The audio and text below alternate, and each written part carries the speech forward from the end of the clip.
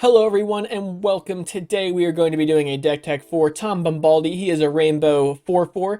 As long as there are 4 or more lore counters among sagas you control, he has hexproof and indestructible. And whenever the final chapter ability of a saga you control resolves, reveal cards from the top of your library until you reveal a saga card, put it on the battlefield, rest on the bottom in a random order, and it only happens once each turn. So this deck is just 5 color Tommy sagas. Shameless self-plug before I continue on. If you like the video, give me a thumbs up. It really helps me out. If you like videos like this, subscribe to my channel, check out my other ones, and leave me a comment what you think about the deck while it goes on. Anyways, why play Tommy? Because he's 5 color, he lets us play every color of Saga, so we really have access to everything. Saga's Cascade, kinda, because whenever the final chapter of a Saga, resolves, we just replace it with another story. He tells a story, get another story, and the stories continue. And then finally, because Commander gets hexproof and indestructible, Tommy just straight up has that when you have 4 more lore counters among sagas. That's like 2 sagas on the field. It's like nothing. He's almost always going to be hexproof and indestructible. Here's the game plan. We need Tommy to win. We just straight up rely so heavily on sagas replacing themselves because if not, the deck's going to be too slow. So ideally, turn 1 to 4, we're just going to play Mana Rocks, Ramp, play little sagas, and ideally by turn 5, once we play him, we can get some sagas to ult like next turn or whatever. Tommy's going to spin us in the new sagas, and then the story's going to continue, so we'll just, keep getting sagas. We'll play them from our hand. Tommy's going to keep replacing them, telling new stories, and then we're just going to win by invaluing. It's actually supposed to say outvaluing with passive saga abilities that our opponents can't handle. Going into it, vulnerabilities. We have enchantment hate. Just straight up someone farewells us, it gets rid of all enchantments. That's like all of our deck. It really, really hurts. Tommy dying is a really good one because we need him to live, even though he is hexproof and indestructible. If we don't have sagas on the field, he's vulnerable for a little bit. Grave hate kind of affects us because we have a little bit of a reanimation package to get our sagas back when they go. And then finally, Vorinclex. Vorinclex just blows us out of the water. Don't ignore the top couple parts, but if an opponent would put 1 or more counters on a permanent or player, they put half that many each of those counters on that permanent rounded down. That means no more lore counters. Our sagas don't work. So going into the meat and cheese of the deck, we have Calyx as the one and only Planeswalker. We're running Calyx. I mean, all of his abilities are good. We can plus them to look at the top 4 cards of our library, put an enchantment from them into our hand, and just get put the rest on the bottom. So it's kind of good card advantage. We can also just make one of our enchantments, preferably not a saga, just exile a creature, or whatever, or an enchantment, just for a little bit. Kind of like temporarily deals with a solution. If we put it on like a long-standing enchantment, like more like a value enchantment rather than a saga, it'll stay around. But if not, no big deal. Even just getting rid of something, suspending it for a little bit, still fine. And then we have return all enchantment cards from the graveyard to the battlefield. If that works, fantastic. We're not counting on it, but it's still a good bonus. Going into creatures, we have Arcana Sun's Grace. It is a 4-mana 3/4 with flying and lifelink. Pegasus creatures you control have lifelink. And then Constellation, which is the important part. Whenever an enchantment enters the battlefield, you make a 2/2 white Pegasus creature token with flying and basically has lifelink. So since we're going to have a lot of enchantments, we're an enchantment deck, guys. Sagas are enchantments. We're going to have a lot of enchantments enter. We're going to try and make, hopefully, a lot of Pegasuses. Pegasi, maybe? I don't know. Brago is kind of cool because he flies. When he deals combat damage to a player, exile any number of target non-land permanents you control, and then return those cards to the battlefield under their owner's control. The cool thing about him is we're going to blink all of our sagas and restart them with the lore counters, just entirely, so we can just get all of the effects happening again. Just a lot of value. Destiny Spinner, creatures and enchantments you control can't be countered. That's the bulk of the deck. 4 mana really isn't super relevant on the bottom, but we can make a land, an XX elemental creature with trample and haste until end of turn, where X is the number of enchantments we control. So it can get pretty big, but generally we don't want our stuff to be countered. Eidolon Blossom's cool. Whenever he or another enchantment enters the battlefield, draw a card. We're an enchantment deck, we draw a lot of cards.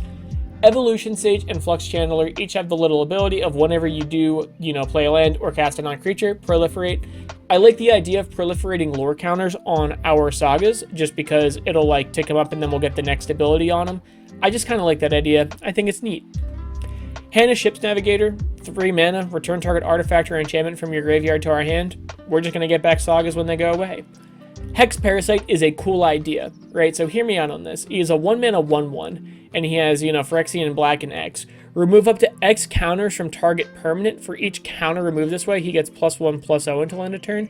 I like the idea of removing our own lore counters from our sagas, so then we can have repeat effects, right? So it's like we can let's say we have a really good effect on turn number, the second effect. We'll just get rid of a counter real quick on it, and we'll just keep doubling it up. So we can do that a lot. Jukai Naturalist, he makes our enchantments cost 1 less, and he has lifelink. He's a cost reducer. Sanctum Weaver hopefully taps for a lot of mana. At the very worst, Sanctum Weaver shall only tap for 1 at the very worst, but ideally we get a lot of enchantments on the field. That's what we want to do anyways, and she will tap for a bunch. Satsuki, the Living Lore. I remember when this card came out, everyone was so hype on it because sagas were still kind of fresh and new for everyone. But they're neat. So we can tap her to put a lore counter on each saga you control. Only do it as a sorcery, no big deal. But then when she dies, choose one of them, return a saga or enchantment you control to its owner's hand so we can bounce one of our sagas. Or return target saga cards from our graveyard to our hand, so if one gets removed or if one just, hits the last lore counter and it goes away, we can at least get it back later. She's cool. Satyr Enchanter, whenever we cast an enchantment, draw a card. We're an enchantment deck, we'll want to draw a lot of cards. Setessan Champion is kind of the same way, except it's better because it's whenever an enchantment enters the battlefield under our control, we put a 1/1 counter on Setessan Champion and we draw a card. The Constellation's relevant just because we have some cards that enter as enchantments. They basically they'll exile, they come back in, they're still enchantments, and it'll double up on them. Starfield Mystic is just a cost reducer, and then whenever an enchantment you control is put into a graveyard, put a 1/1 counter on them. The sagas naturally blow themselves up, so it's cool that we can at least get some benefit from that. And then Sithis is probably the best enchantress. Whenever you cast an enchantment spell, gain a life and draw a card. Beautiful. So I'm running all the Praetors except Urbrask, and we'll talk about him. Elish Norn is a 4-mana 3/5. Whenever a source an opponent controls would deal damage to a permanent you or a permanent you control, they lose 2 life unless they pay 1. They're almost never going to pay the 1. They're just going to lose 2 life for trying to mess with us. And then in a pinch, we can sacrifice 3 creatures. We can flip it for a very good thing. You incubate 2 5 times, so we just get straight up 10 power on the field, right? Then we're going to have our creatures +1/+1 and double strike. Even if we just have those incubation guys on the field, we now have essentially 5 3/3s with double strike. What is that? 5/15. That's basically 30 damage on board right there. And then we destroy all other permanents except for artifacts, lands, and Phyrexians, and then we exile it and return it to the battlefield. So it is a nuke. It kind of sucks that it hits enchantments, but I feel like if we're attacking for at least minimum 30 damage, it's hard someone's going to live through that. Jin-Gitaxias, he has Ward 2. Whenever you cast a non-creature spell with mana value 3 or greater, draw a card. That's a good portion of the deck. And then we can pay 4 mana, exile, and return to the battlefield, as the Saga if we have 7 or more cards in our hand, which won't be too hard because we have a lot of Enchantress effects. We get the Great Synthesis. Draw cards equal to the number of cards in your hand. You have no maximum hand size for as long as we have the Great Synthesis. That's great. Then we're going to return all non-Phyrexian creatures to their owner's hand, which is nice because that's basically a board wipe. It hits us, but it also hits everyone else. It's a big bounce spell. And then we may cast any number of spells from our hand without paying their mana cost. So we just get Omniscience for a turn, which is very cool. And then we just get Jin-Gitaxias back right after. Shieldred is actually one of my favorites for this deck, just because it's 5 mana. When it enters the battlefield, each opponent sacrifices a non-token creature or planeswalker, and she's so good. I love that it hits non-tokens. And then we can pay 4 mana, just blinker, not, you know what I mean by blinker, get the thing, if there are 8 or more cards in an opponent's graveyard, which is super likely. And then when we flip her, for each opponent, destroy up to 1 target creature or planeswalker that player controls. So for each opponent, we just kill something they have. Each opponent discards 3 and then mills 3, so they just, most likely they're going to lose their whole hand. And then we're going to put all creature cards from all graveyards onto the battlefield under our control, and then we get Shielder back, and then she'll kill another creature, which is super, super cool. Vorinclex, I really like. He is a 5-mana 6/6 with Trample and Reach, which I think is really cool, and I don't really like his spaghetti arms too much in the art, but nonetheless, when he enters the battlefield, search a value for 2 forest cards. That's going to get us Shocklands, it's going to get us Triomes, or just basic forest if we need it. And then we can pay 8 mana, which is a ton, but when we pay 8, We're going to mill 10. We're going to put 2 creature cards milled this way onto the battlefield. I mean, it's all right. But then we're going to distribute 7 1/1 counters among any number of creatures we control, which is kind of cool because our commander is hexproof and indestructible. So we could win with commander damage on that, honestly. And then we get, until end of turn, creatures you control gain 1. This creature fights target creature you don't control. Guys, just base value this and Tommy. Tommy is now an 11/11 that pays 1 mana to fight a creature. An 11/11 with hexproof and indestructible. That is just going to be just kicking the shit out of creatures, guys. Tommy's not going to lose those kinds of fights. And then we're going to get 2 force when it flips. Going into sorceries, Cultivate, we just get 2 lands. We get 1 to the field tapped, and we don't miss our land drop for next turn. We're a 5-color deck. It's pretty good. Dance of the Manse. Pay X and Azorius, return X target artifacts and or non-aura enchantments, that's our Sagas, with CMC X or less from the graveyard to the battlefield, and if X is 6 or more, those guys are now 4/4s. We don't really want them to be 4/4s. We really don't, just because they're easier to kill, and we really want their big effects to go off. But it's a big reanimate. We can get a lot of our guys back. Eerie Ultimatum is going to get all of our guys back. Return any number of permanent cards with different names from our graveyard. Guys, we're in a singleton format. That's going to be everything in our graveyard, except for our basic lands. We have 2 of each basic, but we'll get there later. That's a spoiler for later. Idyllic Tutor, we're an enchantment deck. Search your deck for an enchantment card, put it in your hand. Sounds good to me. Kutama's Reach, same exact thing as Cultivate. We're a 5-color deck. We get 2 colors, and we don't miss our land drop the next turn. Nature's Lore, it's going to get a Triumph or a Shock land. 3 visits is going to do the same exact thing. Going into instants, we don't have very many. Beast Within is just good removal because it's going to hit whatever our opponent has. They can have a 3/3 beast. It's good that it hits permanents, which is important. Enlightened Tutor, search your library for an artifact or enchantment card. Put it on top, shuffle our library. Well, you know what I mean. Reveal and put it on top. It's good. We want an enchantment or a saga that we need, and then we just put it on top and then we'll draw it on someone's end step. So it's pretty good. Story Weave, I think, is really neat because it's flavorful. It's got lore counters. We can either pay 3 mana to either put 2 1/1 counters on target creature we control, probably going to be Tommy, or we can put 2 lore counters on target saga we control, and then the next time 1 or more enchantments enter the battlefield this turn under our control, they enter with 2 additional 1/1 counters on it. So the way I'm doing this, the reason I like this card, is really for the bottom effect. Just put 2 lore counters on target saga we control. It's going to ult Saga pretty much, which I like. It works really well with the Phyrexian ones because we're going to flip him back anyway, and the cycle kind of repeats. We have a couple enchantment creatures, but I just really like the idea of just being able to like ult a Saga right away. Then we got Swords. It's just good removal. Big game life, no big deal. And then Teferi's Protection. If someone really wants to try and wrath our board, if they want to destroy all enchantments or whatever, at least we have a little way out. Going into artifacts, we only have 6. Arcane Signet, we are a 5-color deck, so just a rock that taps for anything is good. And Chromatic Lantern will fix our mana and also tap for anything. Lightning Greaves is a weird take. Now, hear me out on this. Tommy is hexproof and indestructible, which is good, but sometimes he isn't hexproof and indestructible. And in those times, we run Lightning Greaves, because when we have a guy that's essential to the deck, we need him to stick around. Power Conduit, I think, is super neat because we can tap it. Same thing with Hex Parasite. Remove a counter from a permanent we control. We could honestly just put a 1/1 counter on Tommy or one of our guys. That's fine. That's probably what we'll be using it for. But the fact that we can remove a counter from one of our sagas, so then like the next turn, it'll hit that same ability again. Pretty cool. Soul Ring is Soul Ring. It's net positive mana for very budget. Strionic Resonator is cool because if we have a cool saga ability happening, we can copy it for 2 mana.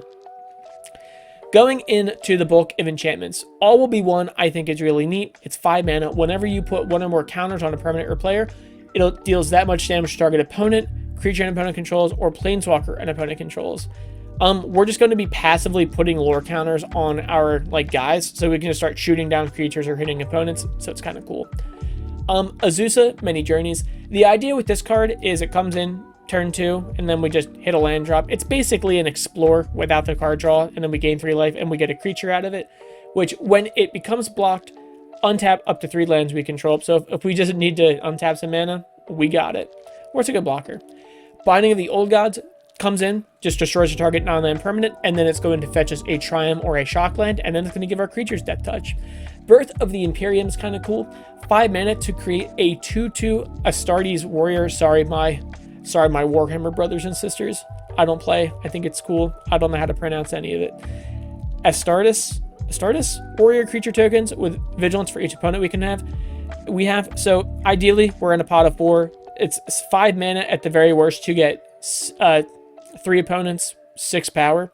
And then each opponent sacrifices a creature, and then we draw 2 cards for each opponent who controls fewer creatures than us. So that's kind of cool. Good card draw, good removal. We get some boys on the field. Elspeth Concert. I can't speak. Elspeth Conquers Death. Very cool card with a really good art. It's going to come in, exile target permanent and opponent controls with CMC 3 or greater.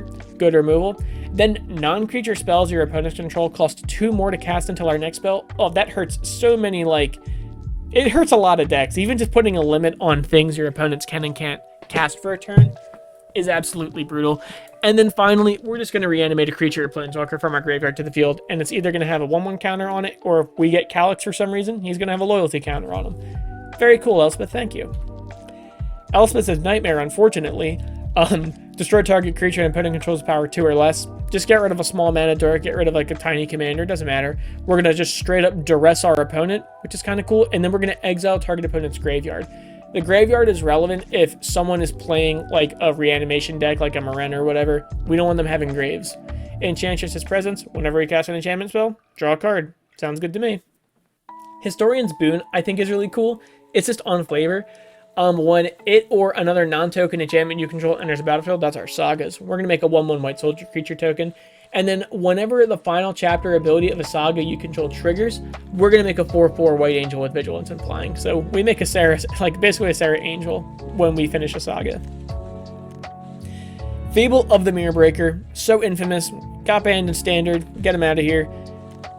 3 mana, we're going to make a 2/2 red goblin creature token that whenever this creature attacks, make a treasure. It's already good ramp in a 5-color deck. Then we're going to discard up to 2 cards and then draw that many cards, so we filter our hand, and then we're going to get basically a worse Kiki Jiki, because it pays 1. Create a token that's a copy of another target non-legendary creature you control except its haste, and that's it. It's sacrifice at the end step. So, kind of funny things, but man, just the front side of Fable is so, honestly, it's just such a good card all around.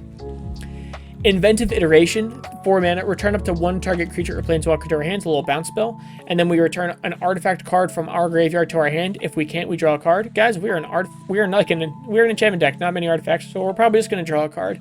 And then we are going to exile, and it's going to come back in for a flying. Whenever you cast a spell, whenever you cast a spell, your opponents can't cast spells with the same mana value as that spell until your next turn. So I'm thinking about it now, but the reason I said Constellation is so relevant in this deck with Setessan Champion and Eidolon of Blossoms, it's because a lot of these creature sagas, they come in as an enchantment, we draw a card, and then when they exile themselves and they flip over, we draw a card off them again, so it's kind of a 2-for-1 in a way. Jugon defends the temple. He just does. We're going to make a 1/1 monk that is basically a Llanowar Elves. Then we are going to put a 1/1 counter on up to each of 2 target creatures, probably that monk and Tommy ideally. And then we are going to exile it and return to the battlefield as Remnant of the Rising Stars. Flying 2/2, whenever another creature enters the battlefield under our control, we may pay X if you do put X 1/1 counters on them. And as long as you control 5 or more modified creatures, it gets +5/+5 and has trample. So this card's kind of iffy, because we can make our creatures that enter bigger. We're probably not going to get a bunch of modified creatures, but just the fact that we're going to make a mana dork out of it, we're going to make a couple things bigger, and we get a big blocker that has a lot of upside is pretty cool. Kiora, the Sea God, absolutely terrifying. 7 mana, imagine spinning into a free Kiora, the Sea God. That's so cool. We're going to make an 8/8, which is just brutal, with hexproof, so have fun dealing with that. Then we're going to tap all non-land permanents target opponent controls. They don't untap during their controller's next untap step. That's literally a death sentence. When you're in a pot of 4 and you just say, hey, none of your stuff, tap all your stuff, and then it's not going to untap, people are just going to swing into this person for fun. They can't do anything about it.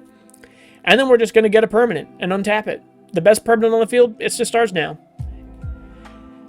Michiko, I hope so. Michio, I don't know. Reign of Truth. Target creature gets +1/+1 until end of turn for each artifact or enchantment we control. Ideally, that's Tommy, and ideally he gets big, and then we're going to do it again. And then it's going to flip over into the portrait of Michiko. I think it's Michiko. That's what sounds right, Michiko.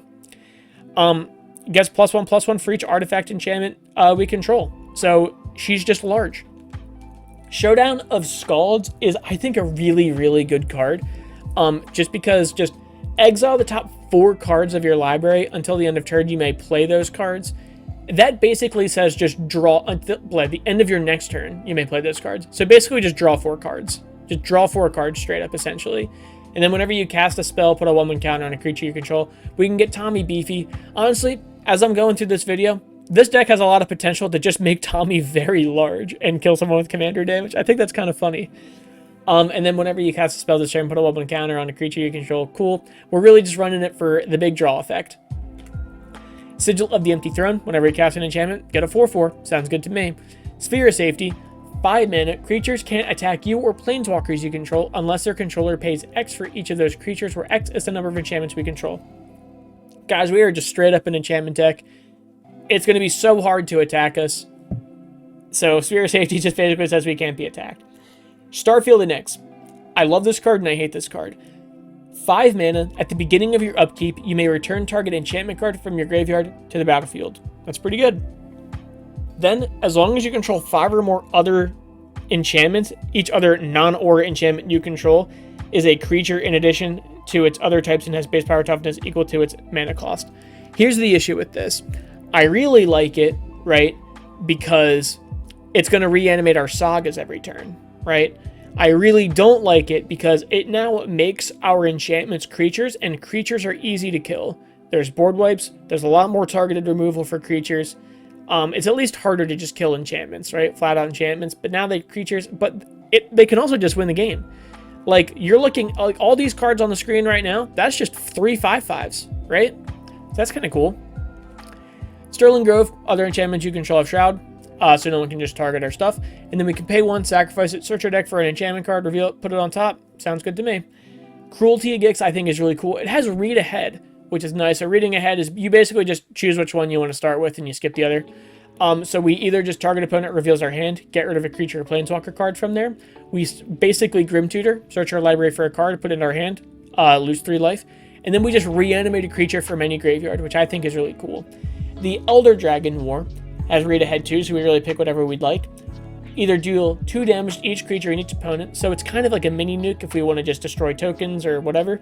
Discard any number of cards, then draw that many cards so we can refill our whole hand, and then create a 4/4 red dragon, just short, sweet, to the point. All that for 4 mana. Kind of crazy.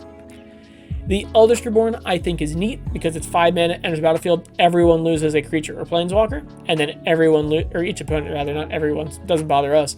Then everyone discards a card, and then we are going to reanimate a creature or planeswalker from a graveyard, not just ours, just a graveyard onto the battlefield, under our control. So we just get the best thing in any grave. Then we got the Fall of Lord Konda. Sorry, Lord Konda. We're going to exile a creature with an opponent controls with mana value 4 or greater. And then we're going to have just weird Homeward Path kind of value. Just each player gains control of all other permanents they control. Kind of fun fact. I guess that kind of non-bows with Kiorabeth the Sea God. But, oh well. And then we are going to exile the Saga, and we are going to get just a 1/3, and when he dies, we're just going to draw a card. We really don't care if this guy dies, just because, like, we already got the value from just killing a creature or exiling a creature.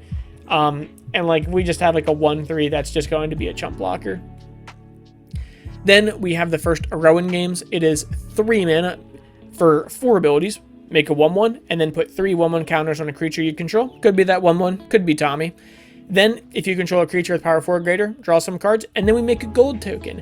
And for those of you that don't know, gold are just better. They're just straight up better treasure. Golds just say, sacrifice it, no tapping and sacrificing, just sacrifice it, get a mana of any color. The Horus Heresy, Horus, right? Like the god. Anyway, 6 mana. For each opponent, gain control of up to 1 target non-legendary creature that player controls for as long as the Horus Heresy remains on the battlefield. Then we're going to draw a card for each creature you control, but don't own, so ideally 3. And then starting with you, each player chooses a creature. Destroy each creature chosen this way. So, we're just going to get rid of a lot of creatures. Next, we have the Kami War, 6 mana. Really cool, though. Exile target non-land permanent an opponent controls, or then we're going to return up to 1 target non-land permanent to its owner's hand, then each opponent discards a card. And then we're going to flip it over to Okagachi, Made Manifest, a flying trample 6/6, it's all colors. When it attacks, defending player chooses a non-land card in our graveyard, return that card to our hand, then he's going to get +X/+O, where X is the mana value of that card. When I look at cards like Hex Parasite and Strionic Resonator and like Power Conduit, like the Kami War is like the saga it's like my dream saga to be copying. Like, ooh, like I'm gonna remove some counters and now like I'm going to, you know, I'm gonna exile a non-land permanent, or now I'm just gonna bounce something to someone's hand and then they can discard a card. Like, it's like the dream. The Long Reach of Night, very scary, spooky art, but I like it. We're going to double up on each opponent sacrificing a creature unless they discard a card. It's just kind of nice because for 4 mana, each opponent's going to discard 2 cards over a couple turns, which is nice. And then it's going to be a 0/4 with Menace. That's really going to be +X/+X when it attacks, where X is the number of creature cards in defending player's graveyard. So ideally, if someone has a lot of things in their graveyard, we have a big X4 that's just crashing in. And then I believe this is the final enchantment or saga. The Restoration of a Ganjo, 3 mana, search your deck for a Plains card, basic Plains, put into our hand, so it's fine if we need a land. Then we may discard a card. When we do, we can return target permanent with mana value 2 or less from the graveyard tapped if we want to get like a tiny Saga, if we want to get like a Mana Dork or whatever. But then we're just going to flip it over to a 3/4 with Vigilance, and whenever it attacks or blocks, we just make a 1/1. Going into lands, we're really just in lands for colors. We have like all the shock lands, so Bloodclip, you know, all the shock lands, all the Triumphs, Command Tower. We have Exotic Orchard because that's basically taps for anything, you know, Hall of Heliod's Generosity, so we can return a Saga to put it on top of our deck, which is cool. All the Triumphs, so we can cycle it. We're not missing anything. We can tutor them up with like our 3 visits and our Nature's Lore, our Vorinclexes, all that good stuff. Urza Saga, funny enough, believe it or not, is a Saga. It's going to come in, tap for colorless, sounds good, and then we can pay 2 to make it a construct, which is just basically a 1/1 power toughness equal number of artifacts we control. And then we're just going to search our library for an artifact card with mana value 0 or 1 and then put it into the battlefield. That's just a Soul Ring pretty much. It's just a Saga we can sneak in. It's going to trigger Constellation abilities late game. It's really cool. And we have just basically all our lands aren't really for utility. They're just kind of for colors because we are a 5-color deck. We are running 2 of each basic. I believe that totals us about to 35 lands. I'd say 34 to 36 lands. It's good. We have enough for Kodama's Reach and Cultivates and all that. Miscellaneous about the deck. It's about $548 as of making this video, and today is June 3rd. So Lord of the Rings has not come out yet, but whatever. It's going to go down probably. It might go up probably. Who knows? And the average CMC of the deck is 3.35, which is pretty reasonable for about having 35 lands. And we just have, like, all of our spells are, like, modal. So I think it'll all work itself out. Thank you guys for watching. Please like the video. Subscribe to the channel if you want to see more videos like this. And then comment what deck you want me to do next. Thank you guys so much for watching, and I will see you next time.